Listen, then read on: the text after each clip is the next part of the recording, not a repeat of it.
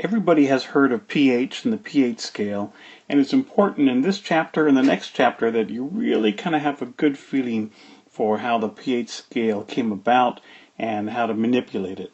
So we need to start with the idea that water molecules ionize each other.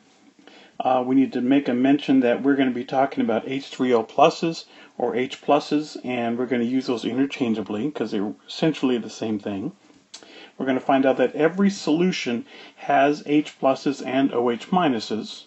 We're going to introduce something called the Z diagram and be able to talk about what's going on with the particles when you have acidic solution, basic solution, and neutral solutions. And finally, we should be able to go interchangeably between the pH, the pOH, the H plus concentration, and the OH minus concentration. So we're showing a couple things over here. One is a lemon, and a lemon we know is very acidic, and baking soda is something that we tested when we did our cabbage lab, and so we know that that's basic.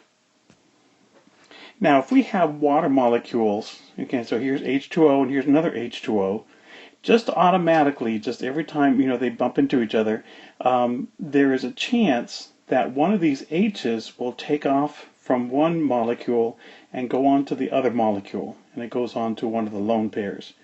So we end up with H3O plus and OH minus. Now you might notice that we've said before, water molecules break up to H plus and OH minus, and the idea is, H plus never really exists all by itself. It's actually going to be stuck onto the back end of a water molecule. So H3O plus, H plus, those are interchangeable. But if I had a solution where I have some waters and they are in equilibrium with H pluses and OH minuses, or H3O plus and OH minuses, then you can see that if we increase the H plus ion concentration, then the chances then bumping into OH minuses are going to be greater. Le Chatelier's will shift the equilibrium more to water, and the OH minus will go down. And the same way, if we increase the OH minus concentration, the chances of H plus and OH minus bumping into each other are going to increase. So again, it will shift to the left and the H plus will go down. So the idea is that the H plus or H3O plus and the OH minus are both going to be in solutions, but they don't necessarily have to be equal. They will be equal in a water solution, okay, and something that's neutral. But in other situations, you might have a lot more H plus or a lot more OH minus. Now, I kind of show that with a called the Z diagram. So if I just draw a big Z, then you can see we'd have situations where the H plus, and again, I'm going to use H plus here as my symbol rather than H3O plus, but they're the same. And the OH minus concentration, those would be same. Now, when that's true, then I'm going to say that that is a neutral solution.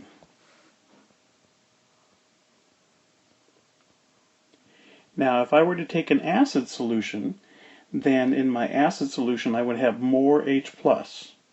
So my H plus concentration would be greater. And if that goes up, then like we saw a moment ago, my OH minus concentration will be less. And that's going to be a situation that's going to be acidic. And in the same way, if I have more OH minus, if that gets greater, then my H plus is still going to be there, but it's going to be a smaller concentration, and that's going to be a solution that's a basic. So acids, bases, and neutral are all going to have H pluses and OH minuses, just different amounts. In neutral solutions, they're going to be equal. Now this is an equilibrium, and you can see that what will happen is if I take the concentration of my H3O plus or H plus times the concentration of my OH minus, I'm not going to divide by water because that's a liquid, so these two concentrations multiplied together are going to be a constant, and we're going to call that Kw for the water, and it turns out that that has a value of 1 times 10 to the negative 14. At 25 degrees, which is what we do most of our problems. So if the H plus times the OH minus equals 1 times 10 to the minus 14, then mathematically you can see that this is going to be 1 times 10 to the negative 7, and this will also be 1 times 10 to the negative 7. So the H plus equals the OH minus, and it equals 1 times 10 to the minus 7. Now if we had a situation where my H plus was smaller, so smaller would be 1 times 10 to the negative 8, or 1 times 10 to the negative 9, or 1 times 10 to the negative 10. And if I have a H plus concentration that's larger, that might be something like 1 times 10 to the negative 4, negative 3. Let's make this negative 2. Let me fix that. Now what happens here is, if I want to know what my OH minus concentration, well, since I know that the concentration is 1 times 10 to the minus 14 when I multiply, then the OH minus concentration in my base solution must be 1 times 10 to the negative 4, because negative 4 times negative 10, that gives me negative 14. And same thing over on the acid side, this must be 1 times 10 to the negative. If that's negative 2, then this must be negative 12. So pretty easy if I can find my H plus concentration, my OH minus concentration. And if the H plus is greater than my OH minus, then I've got an acid solution. And if the OH minus concentration is greater than the H plus, then I've got a base solution. And it's a little bit tricky because of the fact we're talking about negative exponents, so you have to remember 10 to the minus 2 is a lot bigger than 10 to the minus 12, things like that. Now, here's one from our worksheet. So we can see if my 1 times 10 to the minus 7 for my neutral, so this must be 1 times 10 to the negative 7. Well, that's the only one we can actually do easily in our heads, but we can think about it. Let's try the one here to the right. Okay, if I'm saying this here is 5 times 10 to the negative 9, so what is my OH minus concentration? So I'm going to clean this a little bit. Let's go to the next screen. So if I want to do a pH calculation, we say that our Kw is equal to 1 times 10 to the negative 14. So if one substance is 1 times 10 to the negative 5, my H plus, then my OH must be 1 times 10 to the negative 9, and that's pretty easy because negative 5, negative 9, negative 14. But if I had a situation that's, say, 2 times 10 to the negative 5, then how do I get my other number? I have two choices. One, I can just do a quick division problem, and I can say that if this is my H plus concentration, then my OH minus concentration is equal to my Kw divided by H plus concentration. So 1 times 10 to the negative 14 divided by, it's a little sloppy, 2 times 10 to the negative 5. And in your calculator you can do this, but there's another way that you can kind of do this in your head, and that might be good on a multiple choice test or something. The Kw is 1 times 10 to the negative 14, or you could think of that as 10 times 10 to the negative 15. If I make my front number here larger by 10 and make this smaller by 10, then this is still true. So I can see, well, 2 times what? 2 times 5 is 10, and 10 to the negative 10 and 10 to the negative 5, that's 10 to the negative 15. Now you can do it with your calculator and see that we do get this answer. So if I have 1 times 10 to the something, then I just these two numbers have to add up to negative 14. If it's anything else, well, these two numbers multiply to be 10, and these two add up to be 10 to the negative 15. And this is a very useful thing just to do kind of in your head. Now, if we have weirder numbers, then we can go ahead and just use the calculator, just knowing that the H plus times the OH minus always equals Kw. So whichever one you know, divide it into 1 times 10 to the negative 14 to get the other value. Let's go back to our picture.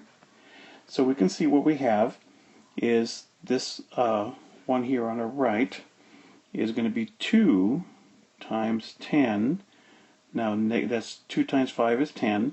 Negative 9 and negative 6 would be negative 15. Now, to my left, okay, 2 times 10 negative 4, so this would be 5 times 10 to the negative 11, would make it 15. Now, when I get 3.6 and 8.8, I'm really going to have to use my calculator, and I'll let you do that. Now, this idea about the H plus concentration, the OH minus concentration is so very important, because life can only exist in a certain range of H plus and OH minuses, that biologists use this a lot. And what they do is they say, well, we don't want to deal with this whole H plus concentration stuff. What we're going to do is just take that little number there, in fact, not even the negative, they're just going to take the 7, and we're going to say that this solution is going to be called 7. And that 7 is the pH, and P means the power of the H plus concentration.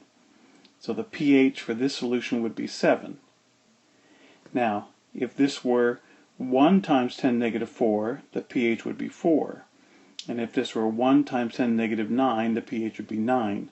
So you can see that when a pH is greater than 7, that is going to be a base. And when the pH is less than 7, then that's going to be acid. When pH equals 7, that's neutral. Now, what am I going to do if my numbers are not 1 times 10 to the things? Okay, then we need to go back and use our math formulas. So let's go find ourselves a clean page. And what happens here is that if I have a number like 1 times 10 to the negative 8, let's say, well, there is a function in your calculator that will give you this exponent, and that function is the log. So if you try this log of 1 times 10 to the negative 8, then that gives you the number negative 8. Now, we don't exactly want that. We want just the 8. So the pH officially is the negative log of the H plus concentration. So if you put in 1 times 10 to the minus 8, hit log, and then make it negative, then that's going to equal 8, like we have up here. Now, in the same way, this pH, there's nothing magical about just using the pH. You can also find the pOH. And the pOH would just be the negative log of the OH minus concentration. So, you're going to be asked to go back and figure out the pH of all these top numbers, and then go back and figure out the pOH of all the bottom numbers.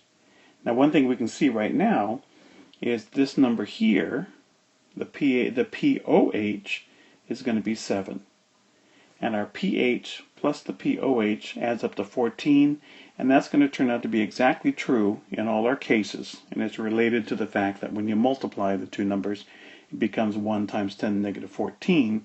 So when you add their exponents, they come out to be 14. So if you know the pH, you can find the pOH. If you know the pOH, you can find the pH. Now we end up then with a situation where there are going to be 4 values. There's going to be the H plus concentration, and there's going to be the OH minus concentration. So if I tell you one, you can find the other, and we just divide it into 1 times 10 to the negative 14 to make that happen, or sometimes you can just do that in your head. Okay, 2 more things. You want the pH and the pOH, and in those cases, the pH is just the negative log of the H plus concentration. The pOH is the negative log of the OH minus concentration. Now you might find you're going to have one more situation where, what if I tell you that the pH equals 3.5, okay, what is the H plus concentration? And it turns out the H plus concentration is 10 to the negative pH. So that's the 10 to the power of something is the opposite of taking the log. So the H plus is 10 to the negative pH, and you can try that out for yourself to figure out that that works. The pH scale then is a very useful situation, and we can see that when pH is 7, that's going to be neutral. For anything that is less than 7, the solution is acidic, Anything greater than 7, the solution is basic. If you know the pH, you can find the pOH. If you know the H+, you can find the OH-. And so any one of those 4 you're given, you can find all the others. Very, very useful technique.